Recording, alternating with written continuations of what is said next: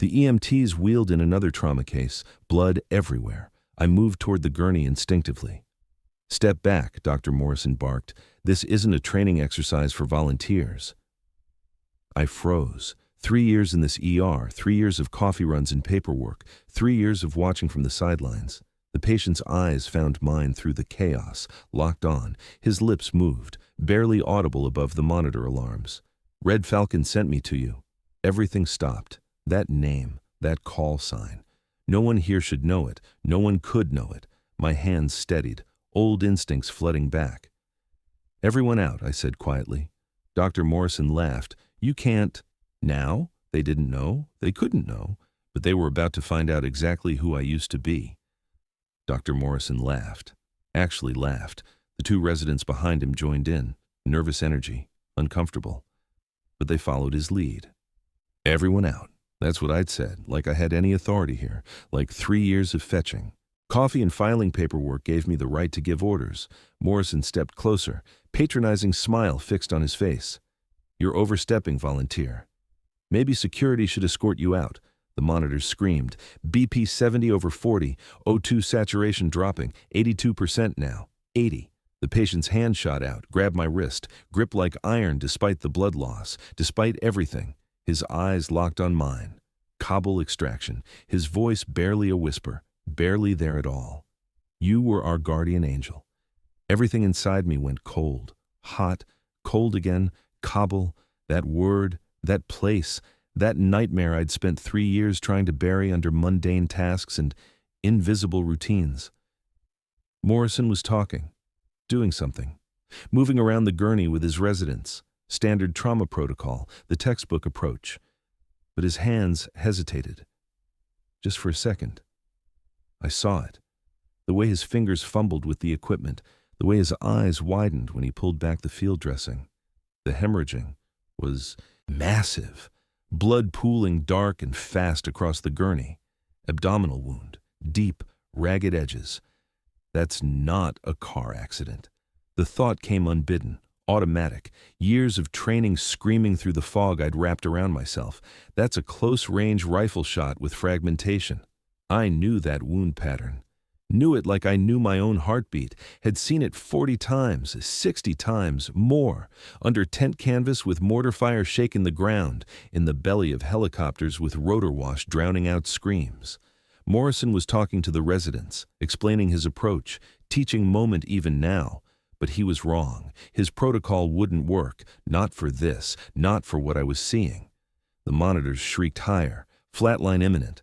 My mind calculated without permission, without consent, the old training overriding everything I'd built to keep it buried. He's got maybe 2 minutes before hypovolemic shock becomes irreversible. 2 minutes, 120 seconds. The clock was already running. One of the nurses looked at me.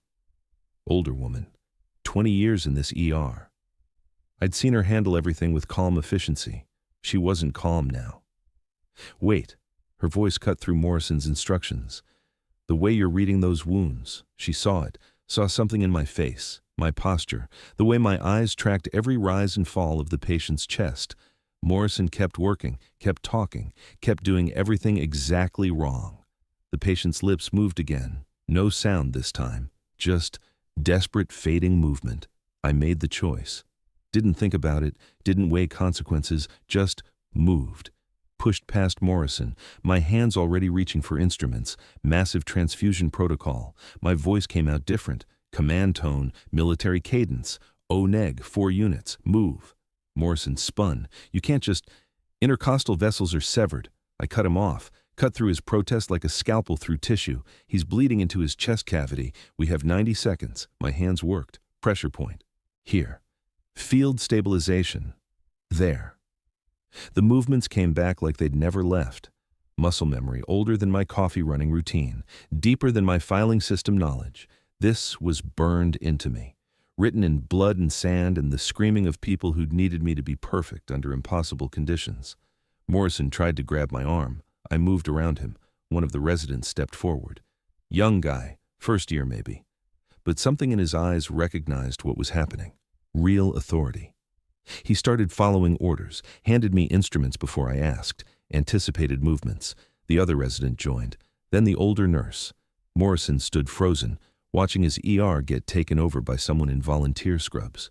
My hands moved faster. Clamp, suction, deeper access needed. The wound was worse than it looked. Fragmentation had torn through muscle tissue, nicked the intercostal artery, blood filling the pleural space, just like Kabul, just like Kandahar, just like 50 other places I'd sworn I'd forget. 70 seconds. The patient's vitals bottomed out. Critical threshold. My training took over completely. No thought, pure action, every movement precise, calculated, perfect. There, got it. Vessel clamped, bleeding controlled, chest tube placed. The monitors changed their tone. BP climbing, 80/50, 85/55, 90/60, O2 saturation rising, 88%, 91, 94. The room went silent, just the steady beep of monitors, regular now, stable. I stepped back. My hands were shaking. When had they started shaking? The patient was unconscious, stable, breathing, alive. I'd done it, done what I'd sworn I'd never do again, made life or death decisions, held someone's existence in my blood-covered hands, brought them back from the edge. Morrison stared at me. Everyone stared at me. "Who the hell are you?" His voice was quiet, shocked, all the mockery gone. I couldn't answer, couldn't speak. My hands wouldn't stop shaking.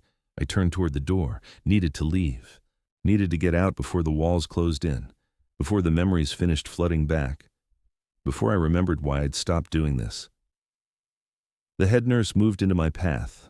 Tall woman, gray hair pulled back, eyes that had seen everything, or thought they had. I know what I just saw. Her voice was steel-wrapped in calm. That was combat triage technique. Talk, now. My throat closed. 3 years. 3 years of successfully avoiding this exact moment, this exact confrontation. The residents were whispering. Morrison was still staring. The patient lay stable on the gurney. Living proof of what I could do, what I'd been, what I'd run from. The nurse didn't move, didn't blink. Everyone waited. The monitors beeped their steady rhythm. A heartbeat I'd saved. A life I'd grabbed back from death. Just like I'd done 391 times before. Just like the times I'd failed, the 2 I'd lost. The faces that haunted every quiet moment. My hands were still shaking. I was trapped. Between the person I'd been and the person I'd tried to become. Between the skills I couldn't unlearn and the trauma I couldn't escape. The nurse crossed her arms. Talk. The word hung in the air like a verdict. I opened my mouth. Nothing came out. Behind me, the patient's monitor kept beeping. Steady, alive, because of me. In front of me, the door. Escape. My carefully constructed invisible life. And between them, everyone waiting for an explanation I didn't know how to give. Who the hell are you? Morrison's question echoed in my head. I didn't know anymore. Didn't know if I'd ever known.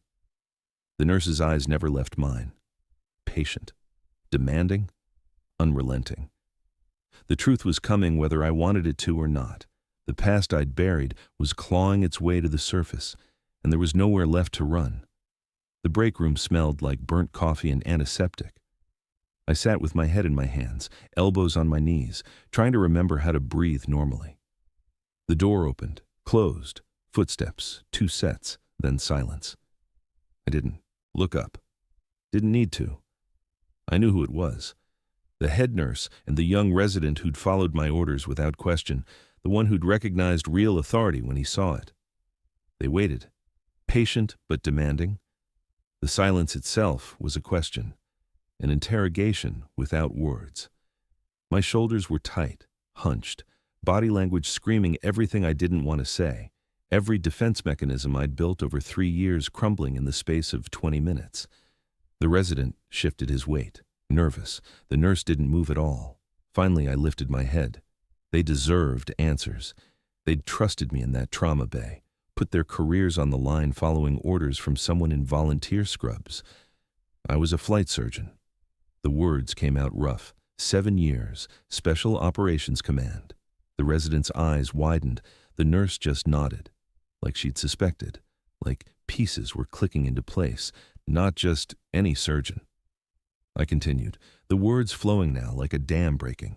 Attached to Tier 1 units, Hostage rescue, black operations, the missions that don't make the news, the ones where failure means body bags and classified after-action reports. The numbers came automatically, burned into my memory like everything else from those years.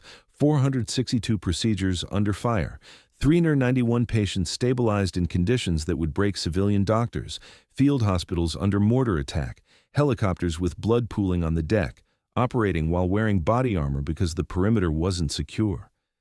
I could see it in the resident's face, awe mixed with horror, the romance of military medicine colliding with reality. But the nurse saw deeper, saw past the numbers to what they meant. What happened? Her voice was gentle, careful, Kabul. 3 years ago. The memory played behind my eyes whether I wanted it to or not. Extraction convoy. High-value targets being pulled out after a compromised operation. Simple in theory. Get in, get them, get out. But nothing was ever simple. Ambush 2 clicks from the landing zone, 8 wounded, 4 critical.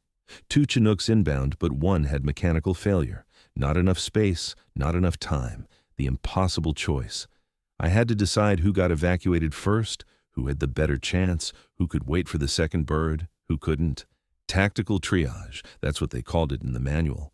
Cold calculation based on medical assessment and mission priorities, but they were people, real people with families and futures and lives they were supposed to live.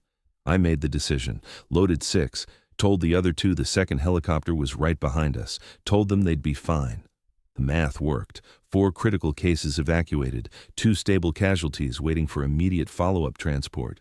Saved 6, lost 2. My voice cracked. The resident looked away. Uncomfortable with the raw emotion, the nurse leaned forward. One of them was 19, a kid from Ohio who wanted to be a teacher after his service was done. He'd told me about it during a routine medical check 2 weeks before, how he was going to work with inner-city kids, make a difference. I can still see his face, still hear him asking if he'd be okay. The break room walls felt too close. I told him yes, told him the helicopter was coming, told him he'd be home soon. I lied to him. Because he wouldn't have lasted the second flight, because the shrapnel had done too much damage, because even if I'd loaded him first, he probably wouldn't have made it. But I lied. The medical review board cleared me. Tactically sound decision, optimal outcome given available resources, commendation for performance under fire. How do you go back to work when you close your eyes and see the ones you couldn't save? The question hung in the stale air.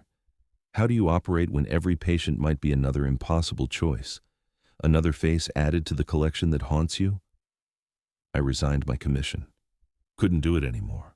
Couldn't make those calculations. Couldn't weigh one life against another. Tried ER work in a civilian hospital. Lasted 6 months.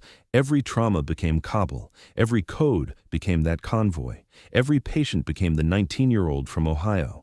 Panic attacks during critical moments, hands freezing when they needed to move, mind flooding with memories when it needed to focus. So I stepped back. Volunteer work, safe, distant, no life or death decisions, just coffee runs and paperwork and the comforting monotony of tasks that couldn't hurt anyone. 3 years of making myself small, invisible, irrelevant.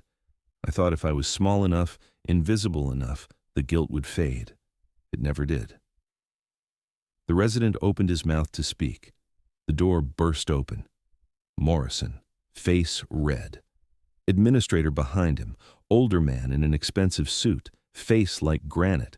We need to discuss what happened in Trauma Bay 3. The administrator's voice carried authority, the kind that came with corner offices and legal teams.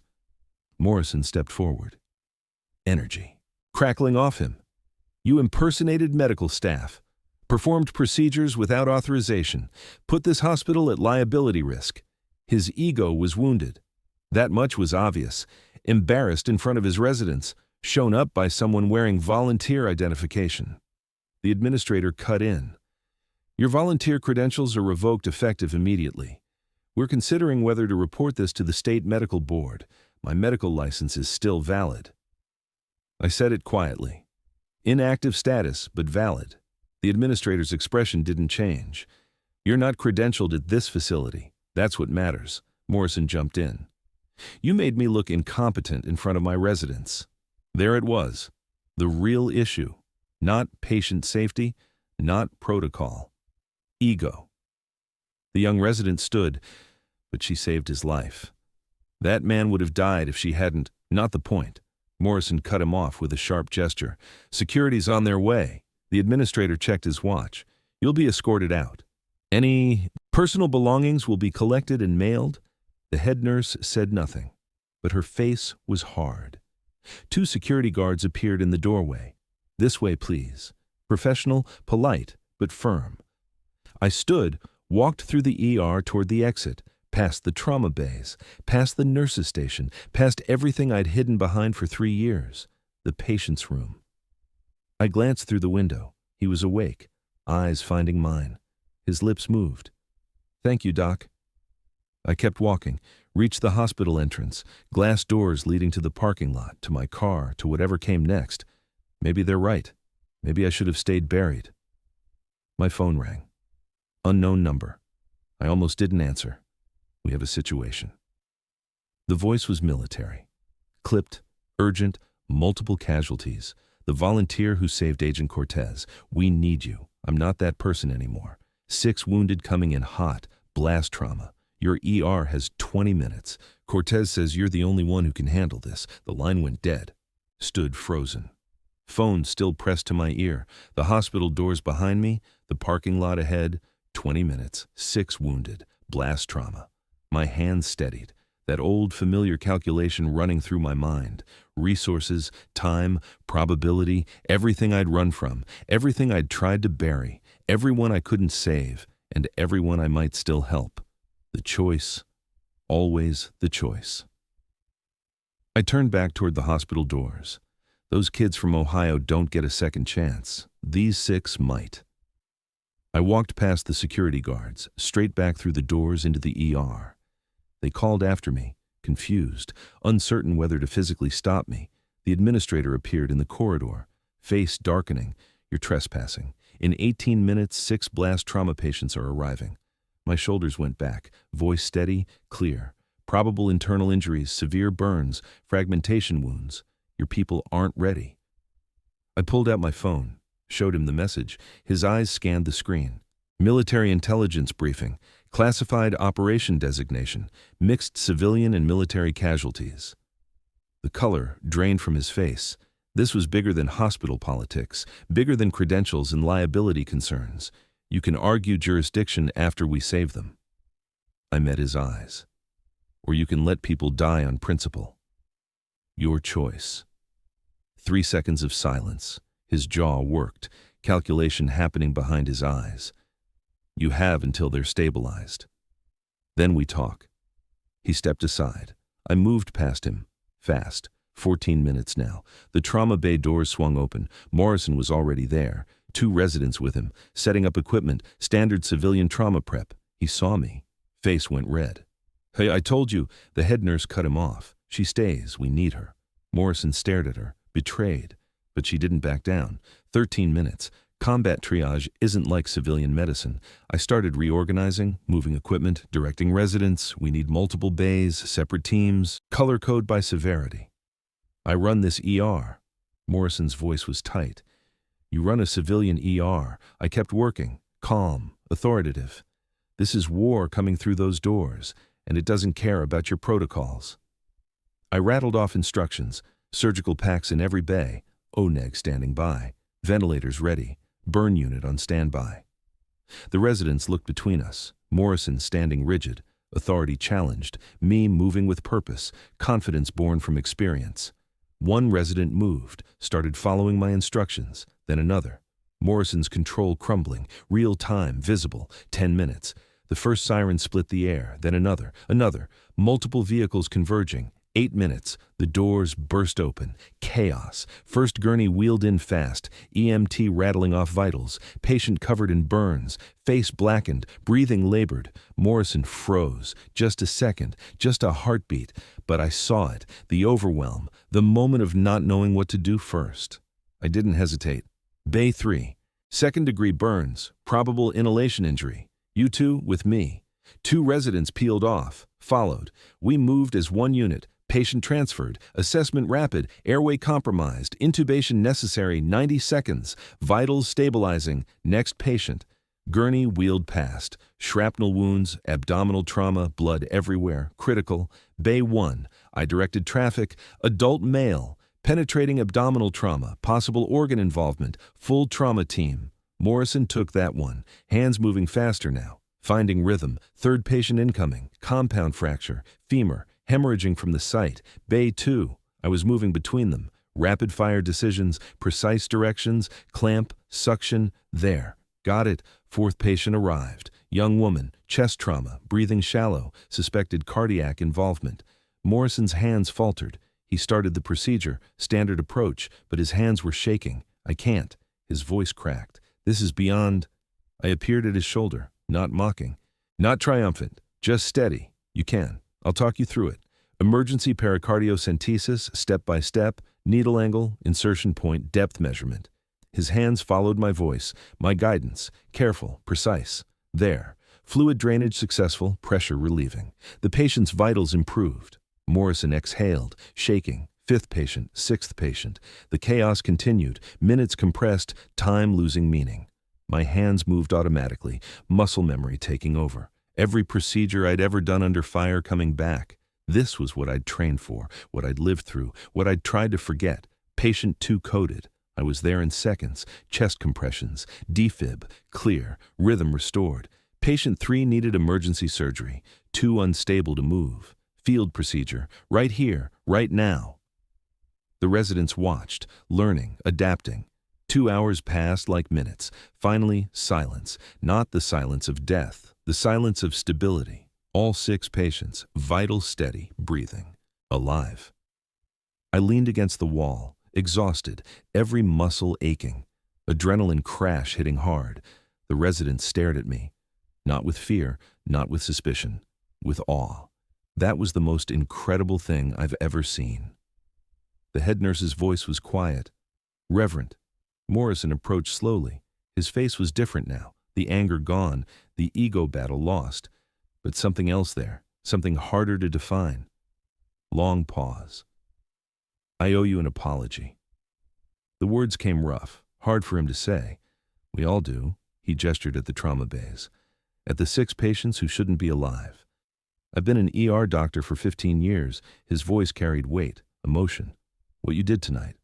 I couldn't have done it. Specific acknowledgement, not general platitudes. You saved 6 lives that would have died under standard protocol. He met my eyes. Vulnerable. Honest. You made me better. Made all of us better. Movement at the door. Agent Cortez, wheeled in by an orderly, awake now, recovering. He held an envelope. Red Falcon sends their thanks. And a question. He handed it to me. I opened it, hands still trembling slightly. Official letterhead, military medical consultation position, training civilian trauma teams in combat medicine, not active service, teaching, using everything I'd learned, everything I'd survived, to help others. Not going back to war, but not running from it either. The administrator appeared. Different energy now, the confrontational edge gone. The board wants to meet with you. Professional, almost respectful. We want to credential you, full attending physician privileges. Morrison stepped forward. I want you leading trauma protocols, reforming our approach. I stared at the envelope, at the offers being made, everything I'd run from, repackaged, reframed, redemption instead of repetition.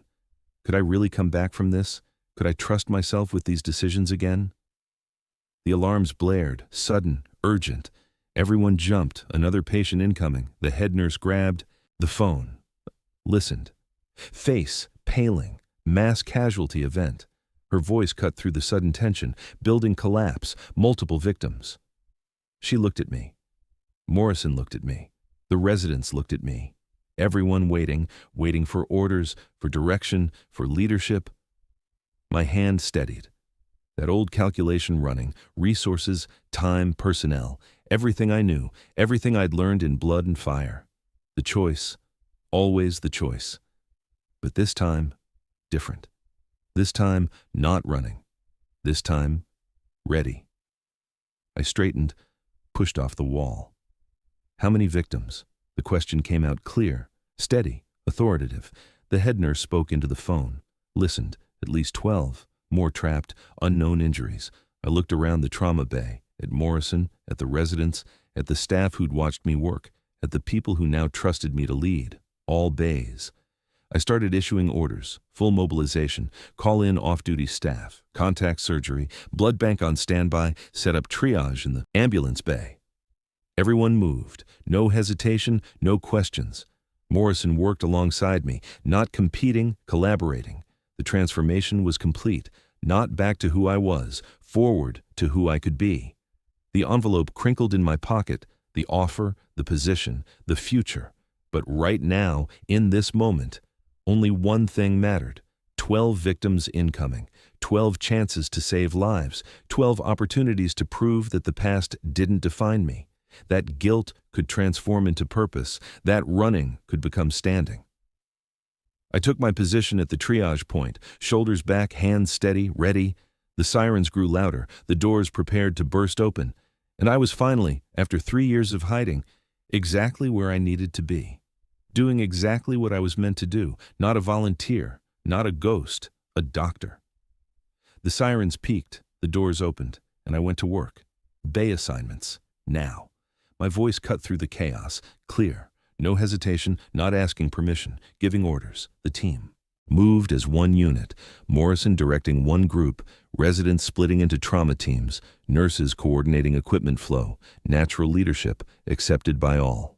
We worked through the night, 12 patients, then 15 as more were pulled from the rubble. Compound fractures, crush injuries, internal bleeding, everything combat triage had prepared me for translated perfectly to civilian disaster response. Morrison worked alongside me, not competing, collaborating. Every patient stabilized, every life saved. The precision came from training, from experience, from finally accepting what I'd tried to bury. By dawn, the ER was quiet again, exhausted staff, successful outcomes, and something fundamental had shifted. 6 months later, the hospital looked different than it did that night. The ER had been restructured, combat triage principles integrated into civilian protocols, color-coded severity systems, rapid response teams, pre-positioned equipment for mass casualties. I wasn't a volunteer anymore. Dr. Keller, Director of Trauma Systems and Emergency Protocols. My office overlooked the trauma bays, close enough to respond, far enough to plan and strategize. Regular training sessions had become standard, teaching residents and attending physicians what I'd learned in war zones, how to make impossible decisions, how to work under pressure, how to save lives when every second counts. Morrison was my deputy now, fully supportive. His ego transformed into genuine partnership. The numbers spoke for themselves. Survival rates up 34%, response times cut in half, recognition from medical journals and trauma organizations. But the real measure was simpler. Lives saved. I stood in front of a group of residents, teaching session on blast trauma management, calm, confident, purposeful, the weight of Kabul still there, the faces of the ones I'd lost still vivid in quiet moments, but repurposed now, transformed. One resident raised her hand, young, earnest. "How do you handle the pressure?" I paused, gave her the honest answer. "You don't forget the ones you lost. You honor them by saving the ones you can." The guilt hadn't disappeared. Probably never would. But it drove me now instead of paralyzing me. Purpose instead of prison. After the session, I walked through the ER, checking on patients, observing staff. A new volunteer caught my attention. Young man, early 30s maybe, doing coffee runs, staying invisible, moving with careful precision that spoke of training. I recognized that look. Someone hiding from something, someone making themselves small. I approached gently. Casual. "I know that look. You're not just volunteering, are you?" He froze, eyes meeting mine, wary. Para-rescue. His voice was quiet. 6 years. Medically retired after an IED took my hearing in one ear. The story was different, the pattern identical. Skills too valuable to waste. Trauma too heavy to carry alone. "We have a training program," I kept my tone neutral, non-threatening, "for people transitioning from military medicine to civilian practice. Small groups, supportive environment." His eyes showed interest and fear. "Think about it." I handed him my card. "When you're ready." I walked away, giving him space, remembering when I'd been in that exact position, the cycle continuing, but with support now, with understanding. My office door opened, military liaison, dress uniform, formal visit. The Red Falcon program was expanding. 17 hospitals had requested training, congressional interest in scaling the combat civilian medical bridge nationwide. On my desk, a letter, handwritten, from the family of one of the 6 blast trauma patients from that night. You gave us our son back. How do we ever thank you? I read it twice, folded it carefully. Internal response immediate, honest. You just did. Every thank you, every patient who walked out alive, every family reunion, that was the payment, the redemption, the reason. I stood at the center of the ER during evening shift change, controlled chaos around me, ambulances arriving, residents presenting cases, nurses coordinating care. But I was steady. The thought came unbidden, clear. I thought hiding from my past would bring peace, but peace isn't the absence of pain. It's finding purpose in it. 3 years of running, of making myself invisible, of believing the guilt disqualified me from the work, all of it necessary, all of it leading here, to this moment, this place, this purpose. They called me just a volunteer. The final realization settling into place. Now I call myself what I've always been, a doctor who refuses to give up. The program expanded rapidly after that. 47 hospitals nationwide within 2 years. Combat civilian medical bridge protocols becoming standard in trauma centers across the country. I train new cohorts every quarter. Military physicians transitioning to civilian practice, paramedics, flight nurses. Anyone carrying the weight of impossible decisions made. Under fire. Teaching them what I'd learned. That guilt could coexist with competence, that trauma could transform into purpose, that running wasn't the only option.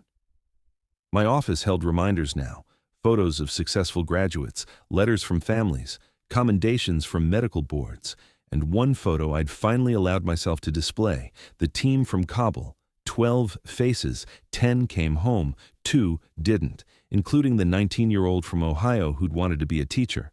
I looked at that photo every morning, not as punishment, as reminder of what was lost, what was saved, what still mattered, not running anymore, not hiding anymore. Finally home, in the work, in the purpose, in the knowledge that every life saved honored the ones that couldn't be. The ER doors opened, another ambulance, another patient, another chance. I grabbed my trauma kit, ready, always ready, because this was who I'd always been, who I'd tried to stop being, who I'd finally accepted I would always be, a doctor, a teacher, a bridge between worlds, someone who'd seen the worst and chose to create the best. The monitor alarms called. I answered, not as a volunteer, not as someone hiding, as Dr. Keller, Director of Trauma Systems, mentor, leader, survivor. And finally, after everything, at peace with all of it, the past, the present, the future, all of it purposeful, all of it earned, all of it exactly where it needed to be.